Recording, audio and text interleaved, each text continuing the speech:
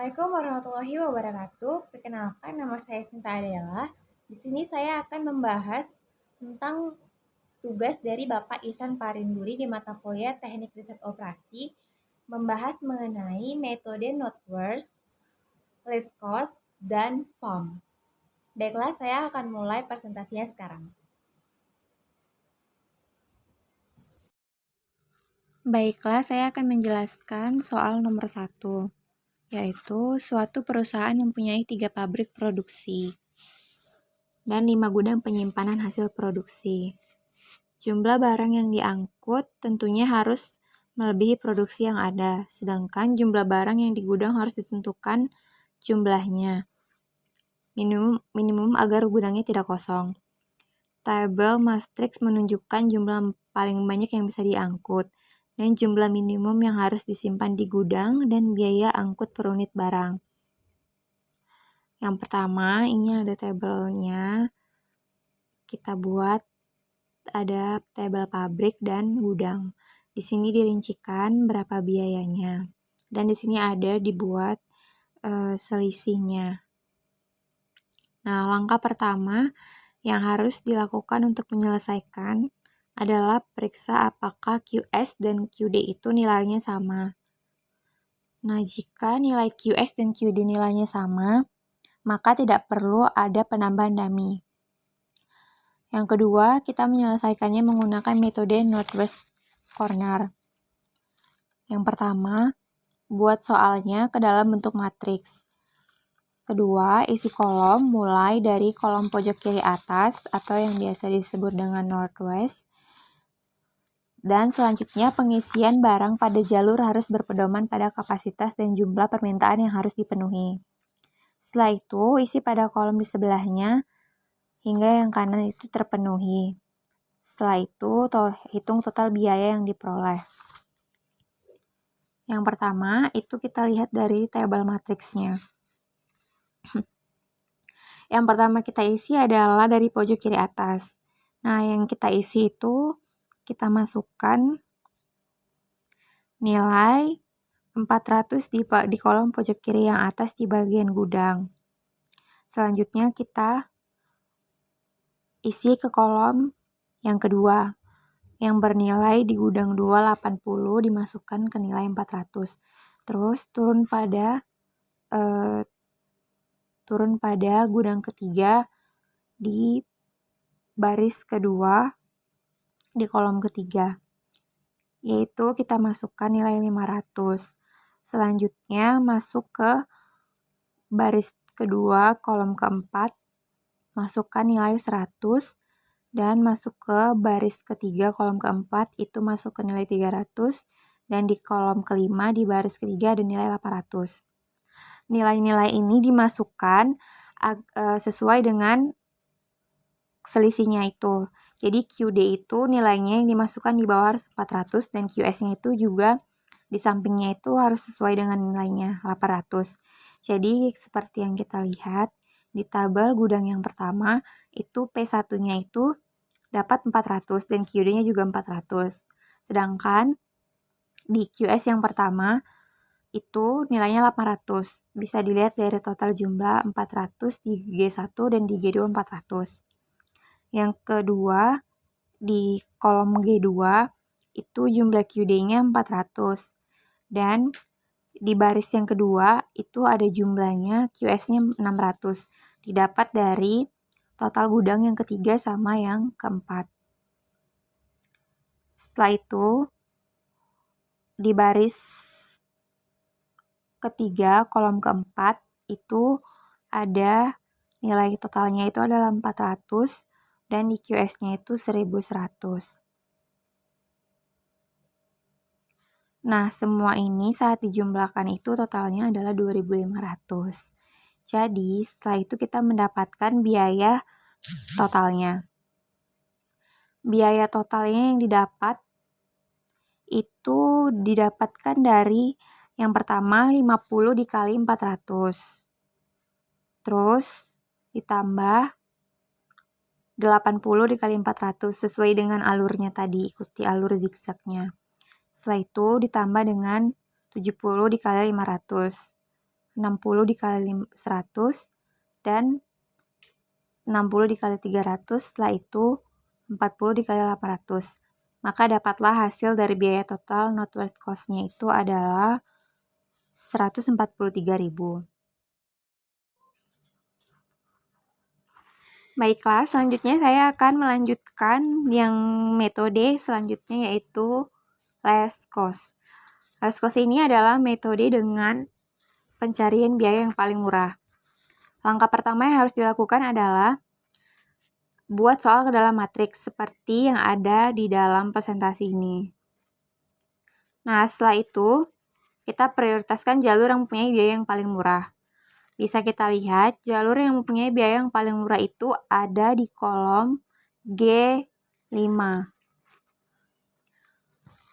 Dari 30 dan 800, selanjutnya itu ada di kolom G1 di baris kedua, yaitu ada di 40 dan 400. Setelah itu, kita turun ke baris ketiga di kolom G2, yaitu 40 dan 400. Setelah itu, kita naik ke kolom G4 di baris kedua, yaitu ada 60 dan 200. Kemudian di kolom G4 di baris ketiga ada 60 dan 200.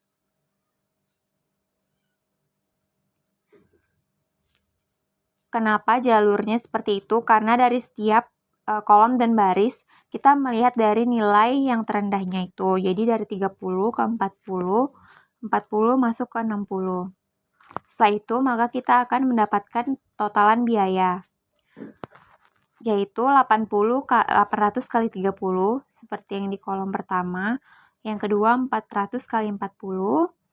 Setelah itu ditambah 400 kali 40, ditambah 60 kali 200, ditambah 60 kali 500, dan ditambah 60 kali 200. Totalnya adalah 110.000. Nah, perbedaannya dengan kolom yang pertama tadi, itu yang pertama biaya totalnya adalah 143.000, sedangkan yang ketiga ini adalah biaya totalnya 110.000. Sudah jelas bahwa metode less cost ini memprioritaskan jalur yang biayanya paling murah. Setelah itu, saya akan melanjutkan menggunakan metode FAM. Metode FAM ini adalah metode dengan mencari biaya yang paling minimum di antara kolom dan baris yang paling banyak. Nah, langkah pertama yang dilakukan adalah buat ke dalam matriks. Yang kedua, hitung selisih dari dua biaya paling kecil setelah biaya tersebut, di antara berapa banyak yang ada di baris ataupun kolom. Seperti yang kita lihat di kolom matriks ini, bahwa kita mendapatkan dua biaya terkecil yang ada di baris pertama dan di baris kedua, yaitu 50 dikurang 30 sama dengan 20, dan 50 dikurang 40 sama dengan 100. Nah, selanjutnya kita akan menghitung di bagian kolom. Di dalam kolom G1, G2, G3, G4, dan G5, kita mendapatkan biaya yang paling kecil itu ada di kolom G3 dan G4. Di G1, 50 kurang 40 sama dengan 10. G2, 70 kurang 40 sama dengan 30. G3, 60 kurang 60 sama dengan 0. Di G4 juga 60 kurang 60 sama dengan 0. G5, 40 kurang 30 sama dengan 0. Setelah itu, pilih selisih terbesar dari langkah sebelumnya, lalu kolom yang bernilai ongkos terkecil.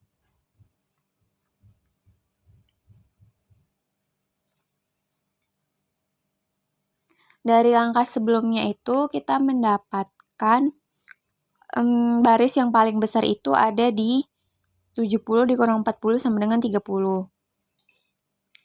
Dan selanjutnya, kita ambil selisih di matriks selanjutnya, ada di baris kedua dan baris ketiga, yaitu ada di 60 kurang 40 sama dengan 20. Selanjutnya ada di 60 kurang 60 sama dengan 0.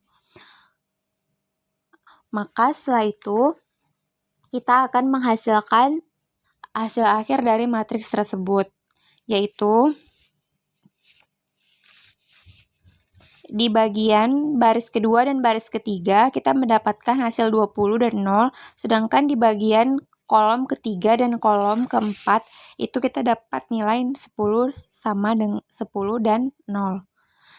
Sehingga biaya total yang kita dapat adalah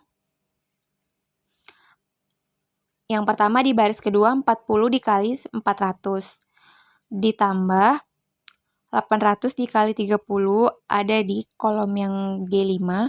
Setelah itu 400 kali 40 ada di kolom G2 dan 500 kali 60 ada di kolom G3. Setelah itu 200 kali 60 dan 200 kali 60 itu ada di kolom G4 di baris kedua dan di baris ketiga. Dan totalnya adalah 110.000. Metode FAM dengan metode Leskos ini sebenarnya hasilnya sama, tetapi melewati dua cara yang berbeda. Selanjutnya, saya akan melanjutkan soal nomor 2, di mana sebuah perusahaan memproduksi suatu suku cadang yang disetorkan kepada 4 produsen mesin, yaitu 1, 2, 3, dan 4. Suku cadang tersebut pada masing-masing cabang perusahaan usaha yang ada tersebar di 3 tempat, yaitu A, B, dan C. Karena perbedaan efisiensi pada masing-masing tempat, maka terjadi perbedaan biaya produksinya, yaitu biaya untuk memproduksi suatu unit suku cadang di A adalah Rp1,10, B 1,03, dan begitu pun dengan C. Dan di samping itu, kapasitas produksi per bulan pada masing-masing tempat juga berbeda. A 75.000 unit, B 10.000 unit, C 8.100 unit. Sementara permintaannya adalah yang satu 4.200 unit, yang kedua 8.300 unit, yang ketiga 6.300 unit, dan yang keempat 7.200 unit. Nah, biaya untuk mengirimkannya terdapat di tabel berikut. Langkah yang pertama yang kita lakukan adalah kita periksa dulu apakah QS dan sama dengan QD. Nah, karena di sini nilai QS dan QD tidak sama, maka kita akan melakukan proses dummy. Penyelesaian yang pertama kita menggunakan Northwest Corner. Yang pertama, buat soal ke dalam matriks, seperti yang ada di gambar ini. Baru isi kolom mulai dari pojok kiri atas Northwest, dan kemudian pengisian barang dilakukan pada jalur dengan berpedoman pada kapasitas dan jumlah permintaan yang harus dipenuhi. Ini bisa dilihat, jadi pengisiannya itu mulai dari yang paling kiri 0,12 itu sama dengan 4.250. Setelah itu ke kanan di kolom kedua ada 3.300. Setelah itu turun ke bawah di kolom 1 dan 2 itu ada 5.000. Dan di kolom 3 dan 2 dan 3 di baris yang ke C itu ada 1.300 dan 6.800. Nah, jika ditotalkan itu totalnya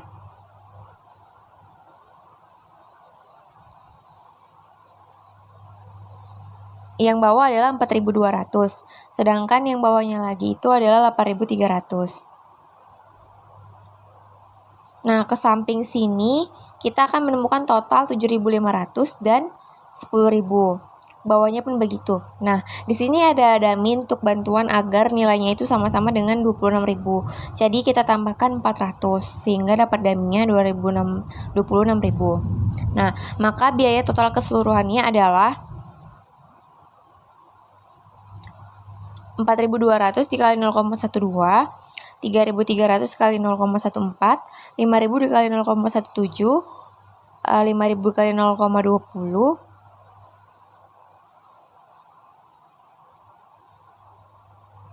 dan 1.300 dikali 0,12, 6.800 kali 0,14, 400 kali 0. Dan itu hasilnya adalah 3.424. Selanjutnya, kita akan masuk kepada metode Leskos. Nah, dalam metode Leskos, yang pertama kita harus menggambarkan matriks seperti biasa. Setelah itu, kita prioritaskan jalur yang paling murah biayanya. Dan dihitung total biaya yang diperoleh itu berapa. Nah, biaya yang paling murah itu kita lihat dari jalur dari sini adalah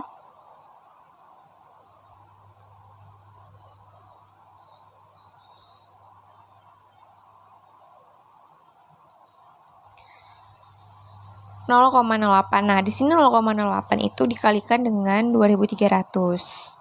Setelah itu, kita masuk kepada 0,12, 0,14, dan 0,21. Begitupun yang ada di tabel selanjutnya. Tetapi kita tetap harus melihat selisihnya itu tetap harus dalam hitungan yang sama di antara kolom dan barisnya. Yang pertama itu ada 4.200, yang kedua sama 8.300, yang ketiga 6.300, yang keempat 7.200.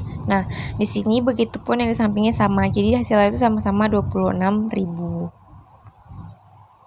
Nih, hasil yang kedua seperti yang kita lihat, semua dikalikan seperti yang tadi, itu 2.100 kali 0,2, 1.200 kali 0,14, 2.300 kali 0,08, 1.900 kali 0,21, 2.100 kali 0,13, dan 2.800 kali 0,17, 2.000 kali 0,10, 3.500 kali 0,16, 400 dikali 0, 4.300 kali 0,12, 2.000 dikali 0,12, 1.800 kali 0,14, dan hasilnya itu adalah 3.336. Hasilnya itu lebih rendah daripada yang pertama. Nah, di sini setiap hasil yang ada di sini itu yang paling rendah berpasangan dengan angka yang paling tinggi. Selanjutnya, kita menggunakan metode FAM. Metode FAM sendiri adalah metode yang menggunakan selisih, tetapi kita harus melihat biaya paling kecil pada baris dan kolom. Nah, di sini kita dapat melihatnya. Nah, di tabel yang di sebelah dari tabel suku cadang dan perusahaan ini adalah selisih dari baris dan kolomnya, bisa dilihat ya.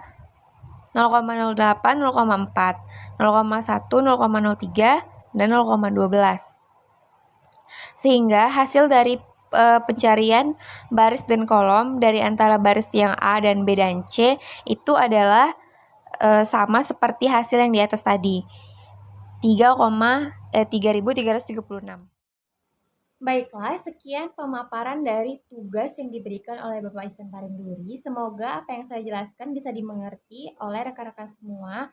Kurang lebihnya saya mohon maaf. Saya akhiri dengan mengucapkan terima kasih atas perhatiannya dan Assalamualaikum warahmatullahi wabarakatuh. Selamat malam.